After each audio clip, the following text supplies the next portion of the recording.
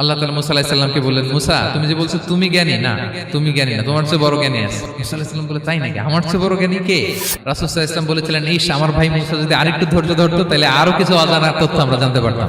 জানার কোনো শেষ নেই, জাননেওয়ালার উপরও জাননেওয়ালা আছে, জ্ঞানীর উপরও জ্ঞানী আছে।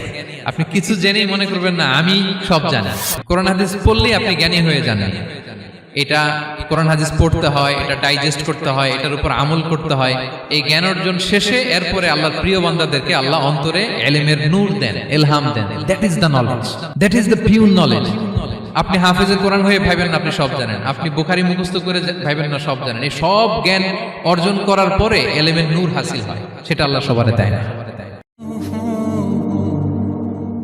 জ্ঞানেরও কিন্তু ইলমেরও একটা গরম আছে। যার ইলম আছে তার মধ্যে এই সমস্যাটা কাজ করে। সেটার জন্য আল্লাহ তাআলা মুসা আলাইহিস সালাম, খিজির আলাইহিস সালামের ঘটনা বলেন। আমি খুব সংক্ষেপে বলবো, সময় কম। মুসা আলাইহিস সালাম হচ্ছে বনি ইসরাইলের নবী, আর খিজির আলাইহিস সালাম কেউ বলেছেন নবী, কেউ বলেছেন আল্লাহর ওলি। আসলে আরবিতে ওনার নাম খদির, আমরা বাংলায় বলি খিজির। খদির মানে সবুজ। উনি যে কোনো জায়গায় বসলে ওখানে মরা গাছ লতা পাতা এগুলো সবুজ হয়ে যেত। অনুর্বর এলাকার উপর দিয়ে হেঁটে গেলে ওটা উর্বর হয়ে যেত। তো মুসা আলাইহিস সালাম একবার ওয়াজ করতেছেন এইভাবে বনি ইসরাইলের সামনে, খুতবা দিচ্ছেন। হঠাৎ এক লোক দাঁড়ায় বলে, ইয়া নবী আল্লাহ, মান আ'লামু ফিল আরদ, বর্তমান পৃথিবীতে সবচেয়ে জ্ঞানী কে? মুসা আলাইহিস সালাম বলেন, ফাকালা আনা, আমি। কি বললেন?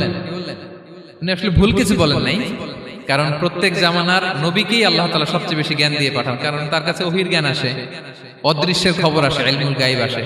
কিন্তু এই উত্তরটা আল্লাহ তাআলার পছন্দ হয় না। আল্লাহ তাআলা চাচ্ছিলেন মুসা যদি বলতো আল্লাহ তাআলাই জানে কে জ্ঞানী বা আল্লাহই সবচেয়ে জ্ঞানী, এরকম হলে ভালো হতো। কিন্তু মুসা আলাইহিস সালাম কি বলছে? আমি। একজন প্রশ্ন করলো সবচেয়ে বড় জ্ঞানী কে? উনি কি বললেন?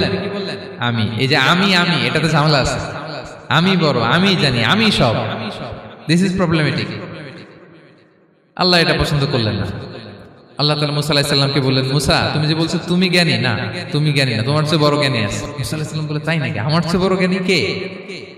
তো আল্লাহ তাআলা বললেন, ইযহাব ইলা মাজমাইল বাহরাইন, দুই সাগর বা দুই নদীর মিলনস্থলে যাও, ওখানে আমার এক বান্দা আছে তোমার চেয়েও জ্ঞানী। মুসা আলাইহিস সালাম বললেন, তাই নাকি?